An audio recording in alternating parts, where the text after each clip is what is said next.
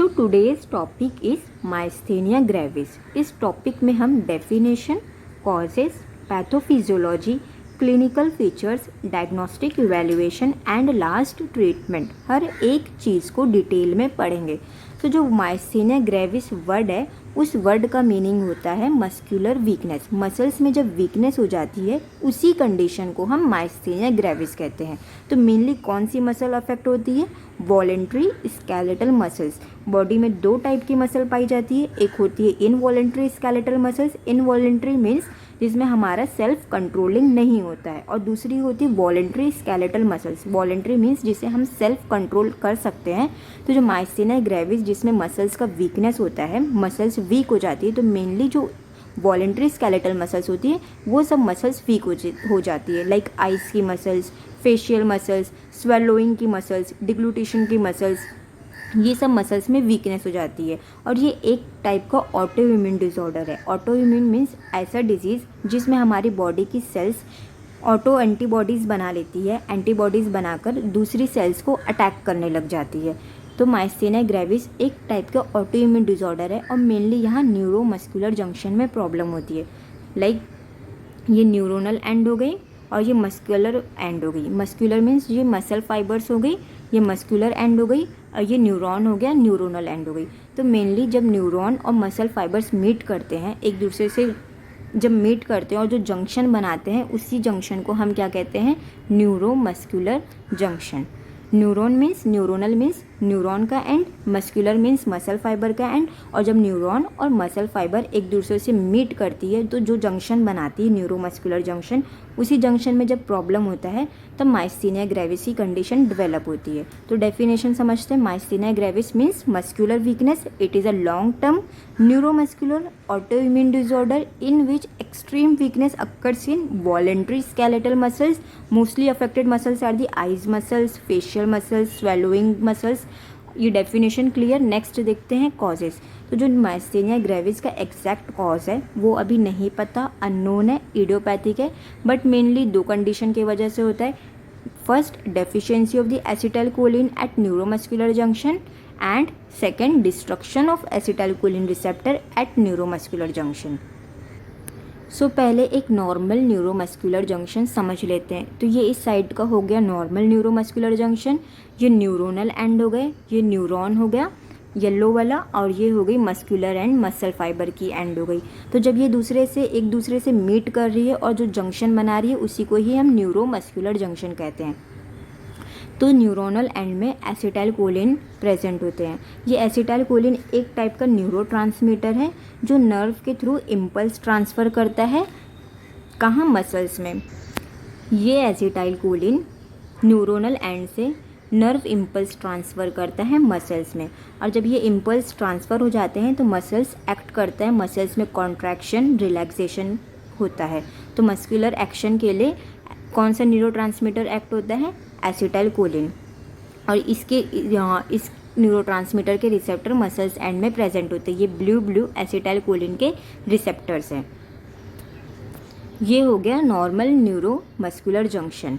ये acetylcholine neurotransmitter neuronal and में present होता है, और एसिटाइलकोलिन के रिसेप्टर्स ये ब्लू मसल एंड में प्रेजेंट होते हैं। अब देखते हैं माइस्थेनिया ग्रेविस में क्या होता है। बेसिकली माइस्थेनिया ग्रेविस एक टाइप की ऑटो इम्यून डिसऑर्डर है। ऑटो इम्यून्स मीन्स एंटीबॉडी बनती है और वो बॉडी की दूसरी सेल्स को अटैक करती है। तो जो एंटीबॉडीज़ बनती है वो इस रिसेप्टर एंड में, जो मस्कुलर एंड में एसिटाइलकोलिन रिसेप्टर के एंड में, वहाँ एंटीबॉडी अटैक करती है। जैसे ये एंटीबॉडीज़ हैं, ये अटैक कर रही है एसिटाइलकोलिन के रिसेप्टर एंड में, जो मसल्स में मस्कुलर एंड में रिसेप्टर वाला पार्ट है, वहाँ ऑटो एंटीबॉडीज़ आकर अटैक करती है। अब जब ऑटो एंटीबॉडीज़ रिसेप्टर एंड में अटैक करती है तो रिसेप्टर एंड ब्लॉक हो जाता है। तो जब रिसेप्टर ब्लॉक हो गया है तो एसिटाइलकोलिन आकर यहाँ बाइंड नहीं कर पाएंगे, अपने न्यूरोट्रांसमीटर से बाइंड नहीं कर पाएंगे, क्योंकि रिसेप्टर ही बाइंडिंग वाला ही चीज़ ब्लॉक हो गया है। तो ब्लॉकेज की वजह से एसिटाइलकोलिन यहाँ ऊपर अक्यूमुलेट हो जाते हैं। ये हो गया फर्स्ट कॉज कि वो बाइंड नहीं कर पा रहा है। सेकंड कॉज है कि इस एसिटाइलकोलिन का डिस्ट्रक्शन होने लगता है, डेफिशिएंसी होने लगती है। ये हो गई सेकंड कॉज। सो दो कॉज देख लिया हमने। एक तो खुद एसिटाइलकोलिन की डेफिशिएंसी हो गई है, सेकंड एसिटाइलकोलिन के रिसेप्टर एंड में डिस्ट्रक्शन हो गया। क्यों डिस्ट्रक्शन हो गया? क्योंकि वहाँ एंटीबॉडीज आकर रिसेप्टर को ब्लॉक कर दी है। नेक्स्ट देखते हैं pathophysiology. Due to any etiological factor antibodies produce होगी और वो कहाँ जाके अटैच होगी? सार्कोलेमा जो मस्कुलर मेम्ब्रेन है, ये जो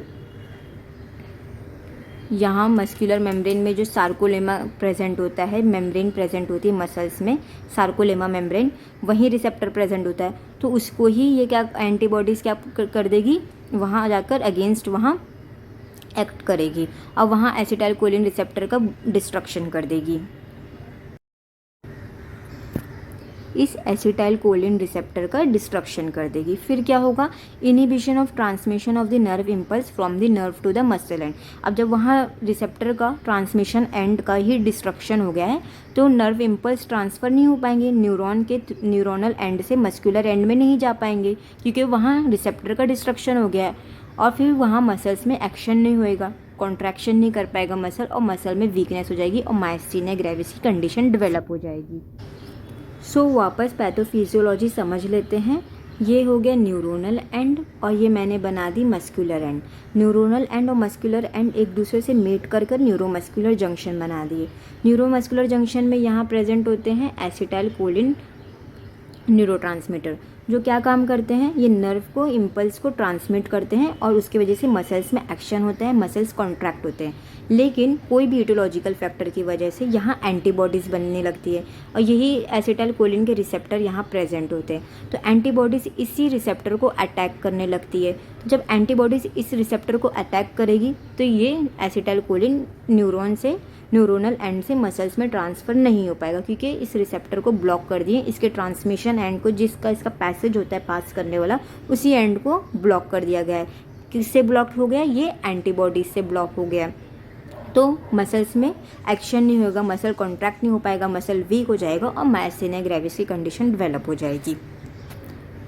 नेक्स्ट देखते हैं sign and symptoms. Weakness of the skeletal muscles, mainly the muscles of the eyes, speaking, breathing. यहाँ सब इस मसल्स में वीकनेस हो जाएगी, आइज़ की मसल्स में, स्पीकिंग की मसल्स में, ब्रीदिंग की मसल्स में। और एक्सट्रीम वीकनेस होएगा जब पेशेंट बहुत ज़्यादा एक्सरसाइज करेगा तो और मसल्स में वीकनेस हो जाएगी। टॉसिस देखने मिलेगा, means drooping of the upper eyelids. ये अपर आईलिड की ड्रूपिंग हो जाएगी, ये अपर आईलिड ऐसे नीचे साइड हो जाएंगे। क्यों? क्योंकि इस मसल्स का, आइज़ की मसल्स का वीकनेस हो गया है। यहाँ एसिटाइलकोलिन रिसेप्टर काम नहीं कर रहा है, इसलिए इस आईलिड का ड्रूपिंग हो जाएगा, ये अपर आईलिड नीचे साइड हो जाएगी वीकनेस की वजह से। डिप्लोपिया, डबल विजन देखने मिलेगा क्योंकि आई का इन्वॉल्वमेंट है। डिस्निया, ब्रीदिंग मसल्स का भी इन्वॉल्वमेंट है, डायफ्राम का भी इन्वॉल्वमेंट है, उस मसल्स में भी वीकनेस हो रही है। तो डिस्निया की कंडीशन, डिफ़िकल्टी इन ब्रीदिंग होगी, डिफ़िकल्टी इन स्वेलोइंग, च्यूइंग। डिग्लूटिशन की मसल्स में भी वीकनेस हो रही है तो उसमें स्वेलोइंग, डिग्लूटिशन, च्यूइंग, इन सब में भी प्रॉब्लम होगी। Weakness in the facial muscles, और मेनली ये देखा जाता है कि जो वीकनेस होती है वो आफ्टरनून में, दोपहर के टाइम बहुत ज़्यादा प्रोग्रेस हो जाती है। डायग्नोस्टिक इवैल्यूएशन में हम EMG, इलेक्ट्रोमायोग्राफी कराएंगे। जैसे ब्रेन को चेक करने के लिए हम EEG, इलेक्ट्रोएंसेफेलोग्राफी, हार्ट को चेक करने के लिए ECG, ऐसे ही मसल्स को चेक करने के लिए, मसल्स का एक्शन देखने के लिए हम EMG कराते हैं। इसमें जो इलेक्ट्रिकल एक्टिविटी होती है मसल्स को वो हम देखते हैं। एंड सेकंड कराएंगे CT स्कैन एंड MRI देखेंगे।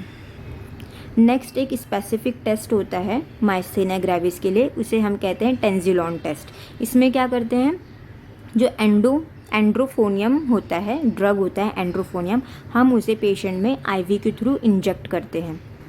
और ये एंड्रोफोनियम का एक्शन क्या होता है? ये एसिटाइलकोलिन का लेवल बॉडी में बढ़ा देता है। बॉडी में मेनली का न्यूरोमस्कुलर जंक्शन में जो एंड्रोफोनियम ड्रग हमने IV के थ्रू पेशेंट में इंजेक्ट करा है वो एसिटाइलकोलिन का लेवल न्यूरोमस्कुलर जंक्शन में बढ़ा देता है। और सेकंड क्या करता है? कॉलिन स्ट्रेज एंजाइम को ब्लॉक कर देता है। जो बॉडी में कॉलिन स्ट्रेज एंजाइम होता है उसको ब्लॉक कर देता है। मेनली कॉलिन स्ट्रेज एंजाइम का फंक्शन क्या होता है कि वो एसिटाइलकोलिन को डिस्ट्रक्ट करता है। लेकिन जब हम कॉलिन स्ट्रेज एंजाइम को ही ब्लॉक कर देंगे तो एसिटाइलकोलिन डिस्ट्रक्ट नहीं होगा, बॉडी में ऑटोमेटिकली एसिटाइलकोलिन बढ़ जाएगा। और जब बॉडी में एसिटाइलकोलिन बढ़ जाएगा तो मसल्स में एक्शन देखने मिलेगा। तो प्रोसीजर क्या होता है? एडमिनिस्ट्रेशन ऑफ द इंजेक्शन किसका? एंड्रोफोनियम का पेशेंट में थ्रू IV। तो जब हम इसको देने के बाद हम चेक करते हैं कि अगर पेशेंट के मसल्स में स्ट्रेंथ हो रही है, विदिन 1 मिनट एंड्रोफोनियम इंजेक्ट करने के बाद 1 मिनट के अंदर ही अगर मसल्स में स्ट्रेंथ आ रही है, मसल इम्प्रूव हो रही है, तो वो डिटेक्ट करता है कि माइस्थीनिया ग्रेविस का पेशेंट है, माइस्थीनिया ग्रेविस के लिए पॉजिटिव है। लेकिन अगर एंड्रोफोनियम ड्रग देने के बाद मसल्स में कोई स्ट्रेंथ, कोई इंप्रूवमेंट नहीं देखने मिल रहा है 1 मिनट के लिए अंदर, तो वो इंडिकेट करता है कि पेशेंट नेगेटिव है माइस्थीनिया ग्रेविस के लिए। मैनेजमेंट में हम क्या करेंगे, एंटी कोलिनेस्टेरेज ड्रग देंगे जैसे एंड्रोफोनियम ड्रग, और कॉर्टिकोस्टेरॉइड इम्यूनोसप्रेसेंट ड्रग देंगे। क्यों? क्योंकि ऑटो इम्यून डिसऑर्डर है, इसलिए हम इम्यूनिटी को सप्रेस करने वाली ड्रग देंगे। ऑक्सीजन थेरापी भी देंगे क्योंकि ब्रीदिंग की मसल्स अफेक्ट है, डिस्निया की कंडीशन है, इसलिए ऑक्सीजन थेरापी देंगे।